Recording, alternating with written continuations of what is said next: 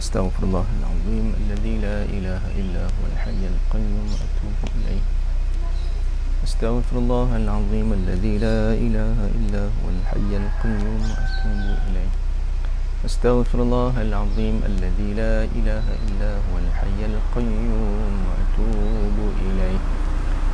أستغفر الله العظيم الذي لا إله إلا هو الحي القيوم وأتوب إليه. السلام عليكم ورحمة الله وبركاته. إن الحمد لله نحمده ونستعينه ونستهديه ونستغفره ونتوب إليه. من يهده الله فلا مضل له ومن يضلله فلا هادي له. أشهد أن لا إله إلا الله وحده لا شريك له وأشهد أن سيدنا محمدا عبده ورسوله. سبحانك لا علم لنا إلا ما علمتنا إنك أنت العليم الحكيم. لا حول ولا قوة إلا بالله العلي العظيم. اللهم لا سهل إلا ما جعلته سهلا وأنت تجعل الحزن إذا شئت سهلا. ربي يسر ولا تعسر ربي تمم بالخير. أما بعد. Baik, Alhamdulillah, pertamanya kita memanjatkan setinggi kesyukuran pada Allah Subhanahu Wa Taala. Pada pagi ini dapat kita bertemu di alam maya di Facebook Imam Muda Hasan. Mudah-mudahan Allah memberkati pertemuan kita pada pagi ini, dan kita mengharapkan supaya kita tergolong dalam golongan yang didoakan oleh baginda Nabi sallallahu alaihi wasallam, sebagaimana doa Nabi, Allahumma barik li ummati fi bukuriha, ya Allah berkatilah umat aku yang menghidupkan pagi mereka dengan perkara-perkara yang bermanfaat. Mudah-mudahan kita juga tergolong dalam apa yang didoakan oleh Nabi sallallahu alaihi wasallam. Kita diberkati Allah Taala sepanjang hari ini, insya-Allah. Ya, terima kasih pada yang menonton, ya, Maizatul Shima, Salina, ya, Muhammad Faisal, Maria, Puan Maria, Najwa Mahathir, Puan Nuraini binti Haji Muhammad, Tuan Zul kita, Encik Zul, ya. Waalaikumsalam warahmatullahi wabarakatuh. Selamat pagi. Yang mudah-mudahan pagi ini pagi yang baik. Dan sekarang ni lokasi saya pada pagi ini, kemarin berada di Perak, ya. Semalam hari Jumaat berada di Shah Alam, dan hari ini saya berada di Terengganu, ya. Saya tengok ada daripada Kuala Terengganu, ya. Puan Nuraini daripada Singapura, ya. Hari ini saya berada di Terengganu, tapi di Kemaman. Siapa tadi daripada Terengganu tadi, ya? Ada yang daripada Kuala Terengganu tadi, Muhammad Faisal, ya. Tapi sekarang ni saya di Kemaman, ya, Kemaman Terengganu. Baik, tuan-tuan sekalian, pada pagi ini insya-Allah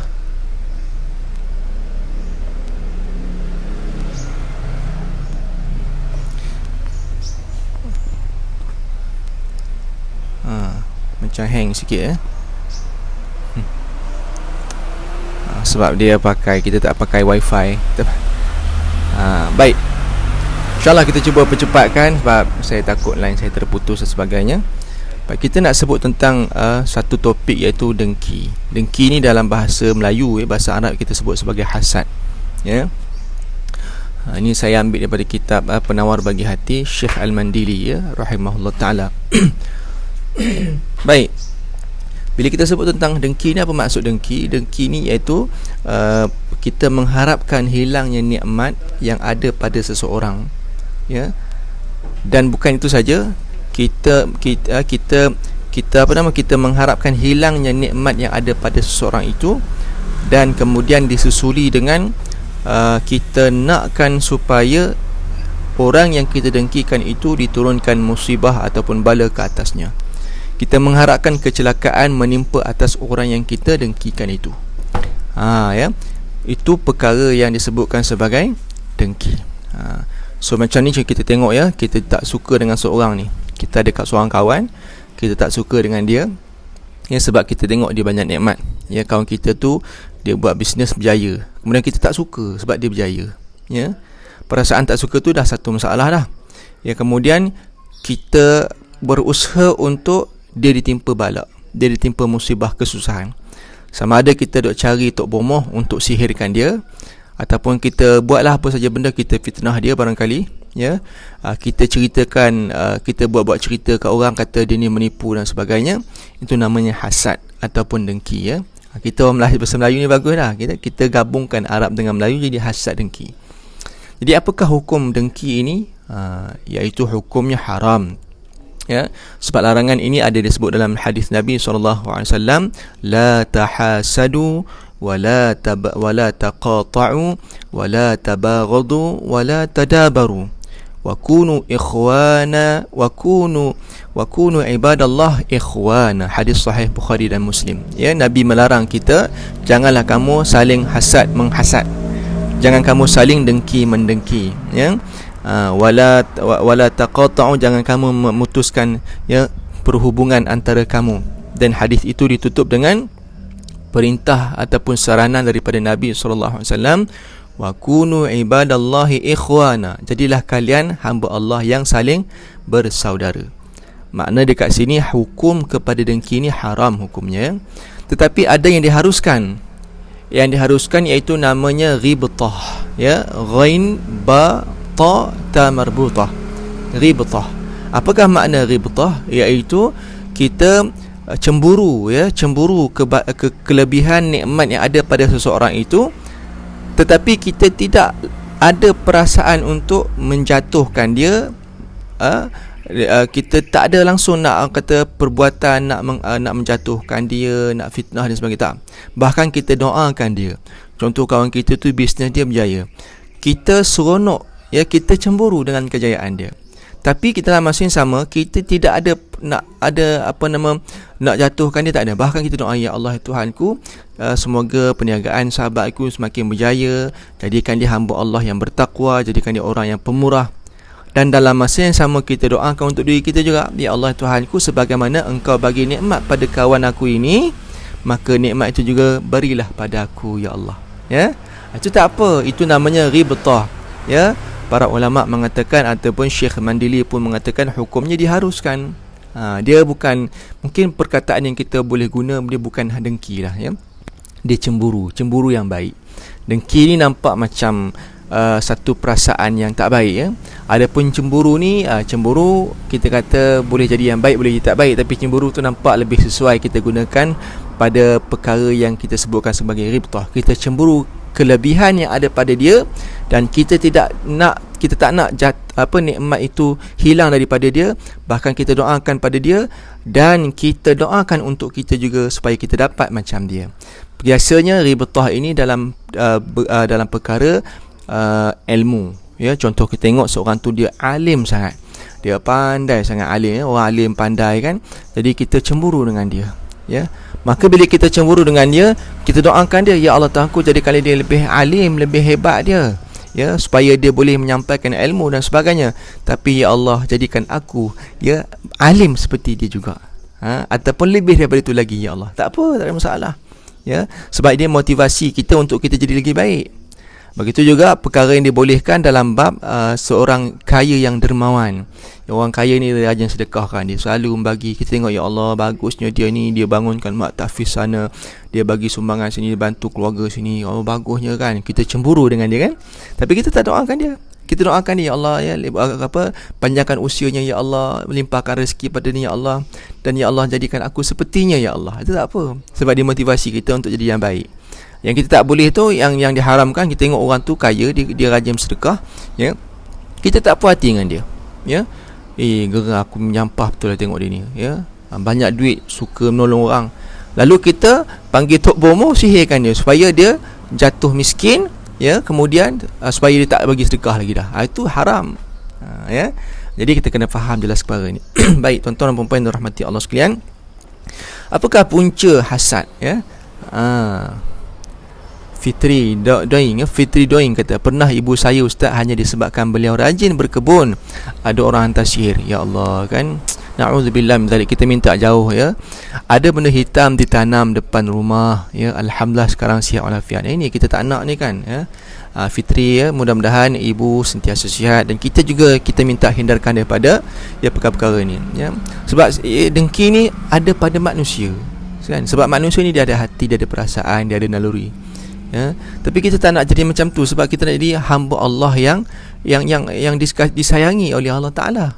Tengok, ya, tuan-tuan sekalian. Baik, kita tengok apa punca dengki ni. Punca dengki ni iaitu pertamanya takabur. Takabur ni maksudnya besar diri. Ni disebutkan dalam Al-Quran, kan. ya, dalam bagaimana kisah iblis yang asalnya baik, taat pada Allah, tapi kerana ditakabur, aba wastakbara, ya. Aba tu sombong, wastakbara yakni istikbar, ya, dia takabur, rasa besar diri, ya. Jadi kalau kita ada rasa besar diri ni macam mana? I am better than him, I am better than her dan sebagainya. Itu namanya besar diri. Bila mana ada je benda ni, aku lebih baik daripada dia, itu namanya takabur. Once bila kita ada benda ini, tuan-tuan sekalian, hati-hati, sebab kita telah terkena penyakit iblis dan kita mula menjadi orang yang ada perasaan dengki. Na'udzubillah min zalik. Sebab kita tak suka tengok orang yang senang pada kita. Jiran, tetangga ke, adik-beradik sendiri pun, ahli keluarga kita, ya, jiran, kawan, hatta kawan baik sekalipun. Mula kawan baik tapi tengok orang dia lebih berjaya pada kita, dia mula ada rasa apa, aku lagi baik pada dia, ya. Maksud dekat sini, penyakit dengki ni lagi bahaya tu. Bahaya sebab apa? Sebab dia bukan penyakit dengki je. Sebenarnya dia dah termasuk dalam bab dia tak yakin dengan qada dan qadar Allah. Maknanya dia hampir boleh, sebenarnya dia dah terkena penyakit syirik dah tu, ya. Sebab dia tak yakin dah, ya. Dia tak yakin lagi sebab rezeki daripada Allah. Maksudnya dia boleh jadi dia mensyirikkan Allah. Sebab tu penyakit dengki ni bukan penyakit biasa-biasa, ya. Sebab dia penyakit yang besar, melibatkan akidah kita, kepercayaan kita tentang rezeki dan qada dan qadar Allah Subhanahu wa taala. So hati-hati. Baik tuan-tuan dan puan-puan yang dirahmati Allah Subhanahu wa taala, ya. Kita minta jauh kan. Saya sendiri pun, ya Allah, ya. Satu perkara yang saya nak kongsi sebelum saya terlupa kan. Ini saya dapat daripada seorang ustaz yang menceritakan bagaimana kita supaya Allah menjauhkan kita daripada penyakit dengki ni. Tips dia, ya, laksanakan ibadah korban. Ni saya bukanlah promote korban, mana tidak, ya. Tapi antaranya ialah kita buat ibadah korban. Sebab apa? Sebab ibadah korban ini dalam surah dalam kan kita baca dalam surah dalam surah dalil tentang inna a'tainakal kautsar fasalli li rabbika wanhar inna syani'aka huwal abtar. Ayat yang ketiga tu, inna syani'aka huwal abtar dalam surah Al-Kautsar. Ya, bukan Al-Kautsar, ya. Inna a'tainaka surah Al-Kautsar. Inna syani'aka huwal abtar. Maknanya apa? Iaitu sesungguhnya, ya, kejahatan yang mereka telah buat pada engkau, ya, mereka kan ini surah turun pada Nabi sallallahu alaihi wasallam. Mana orang Arab ni mengatakan Nabi ni orang yang putus keturunan, ya. Sebab Nabi, anak-anak laki Nabi semuanya wafat ketika kecil, anak laki kan. Maka orang Arab Quraisy ketika itu mengatakan Nabi ni abtar ataupun batar, putus keturunan, ya. Maka sebab tu Allah kata, sesungguhnya mereka yang mengeji kamu, yang menghina kamu, yang melakukan kejahatan kepada kamu, kejahatan itu, ya, kekejian yang mereka lakukan, yang mereka lemparkan kepada engkau wahai Muhammad, akan balik semula kepada dia. Dia macam ibarat kita baling batu dekat orang yang kita benci tu. Kita geram ni, kita ambil batu, kita baling dekat kawan yang kita tak suka tu. Nah, ambil batu ni.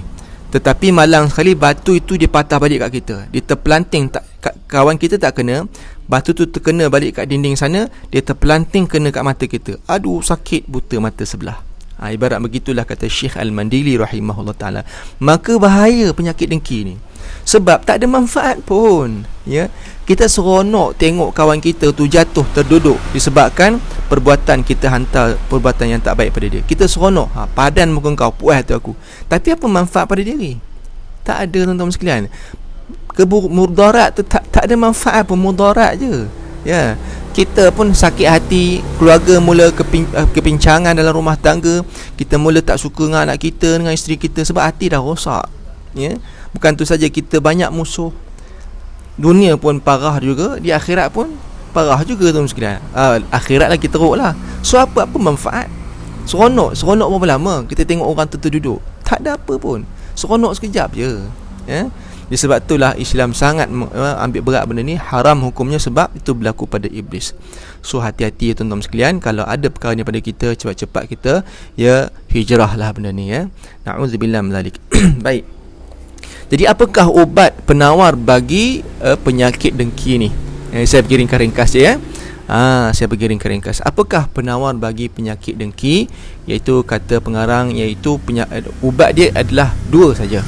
ubatnya, penawarnya ialah ilmu dan amal. Ilmu ni macam mana ni? Kita belajar, kita dengar kuliah tazkirah begini, kita baca buku, kita makin belajar tentang ilmu tauhid, akidah dan sebagainya, ilmu tasawuf, maka ilmu-ilmu itu akan menjadikan kita jauh daripada perasaan hasad. That's why kita kena rajin belajar. Sebab ilmu ni adalah sebagai satu benteng untuk kita jauh daripada perasaan dengki. Ilmu kan, kita tahu mudaratnya banyak, apa manfaat pada aku? Tak ada. Kenapa kita nak sibuk pasal orang lain kan? Sedangkan banyak nikmat Allah yang kita tak sempat nak syukuri.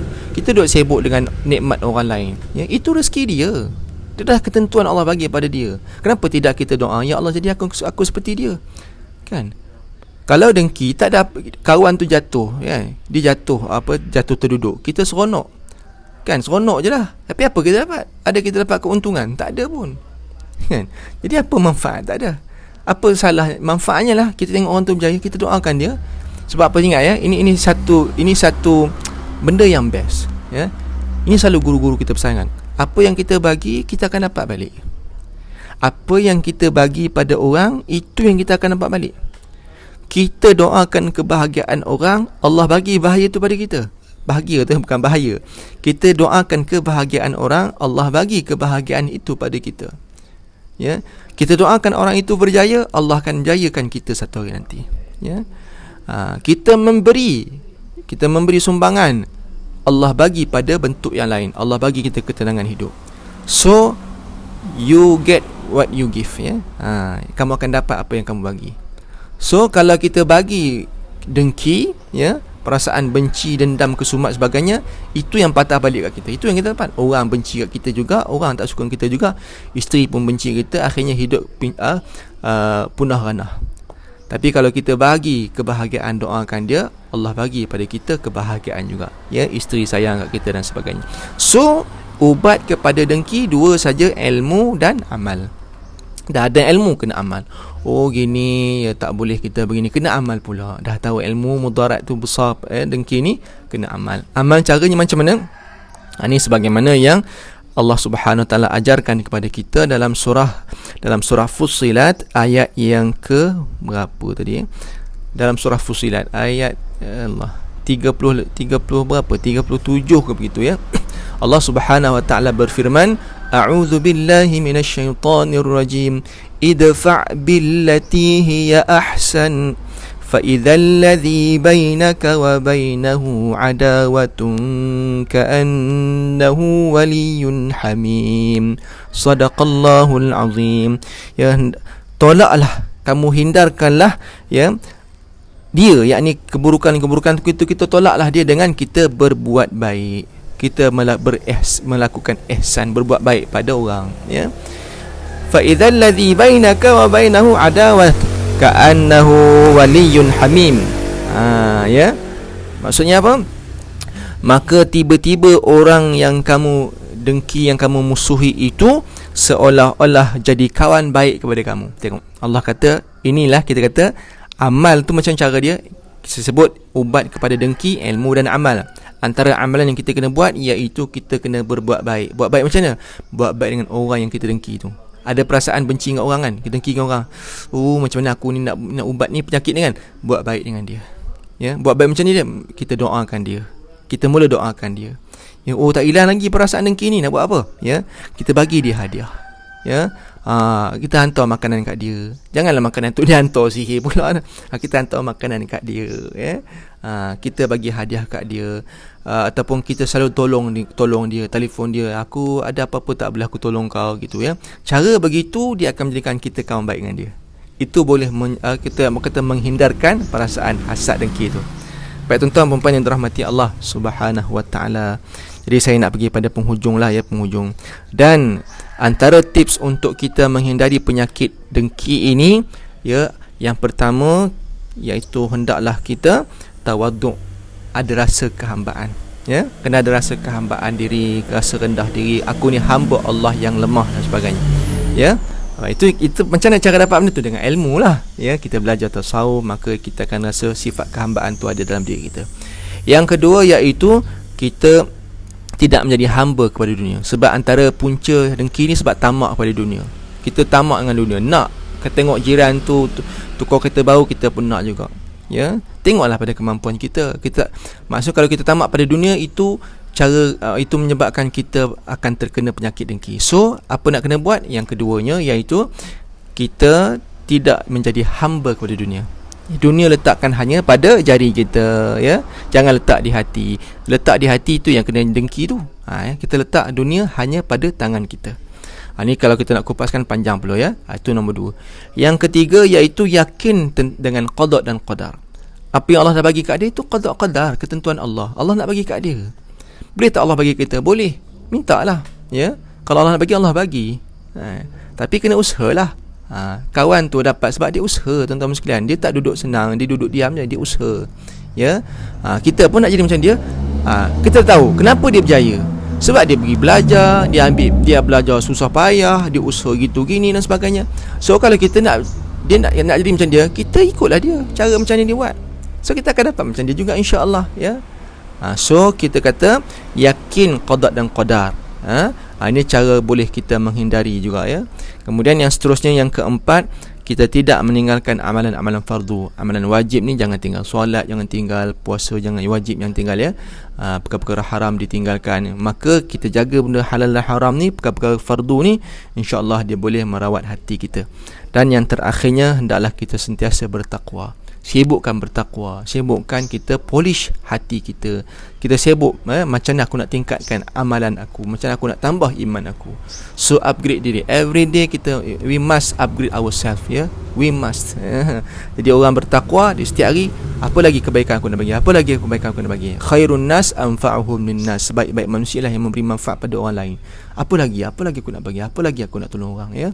Jadi tuan-tuan sekalian, perkara inilah mudah-mudahan dapat kita mengambil manfaat istifadah daripada apa yang kita bincangkan tentang topik dengki ini, dan kita minta supaya Allah Ta'ala menjauhkan kita daripada perasaan hasad dengki, ya.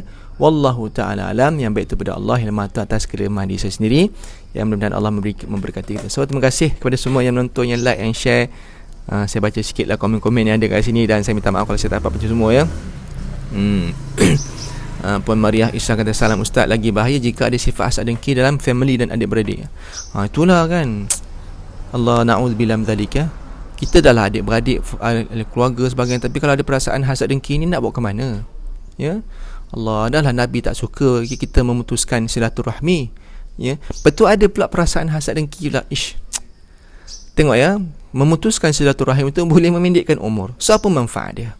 Kan ada Nabi sebut kan, ya, antara cara kita nak panjangkan umur iaitu salah satunya menyambung silaturahmi. Kita putuskan silaturahim, dengki pula, memang kena penyakit cepat lah, penyakit jantung semua kena cepat tu, ya. Na'udzubillah min dzalik, kan.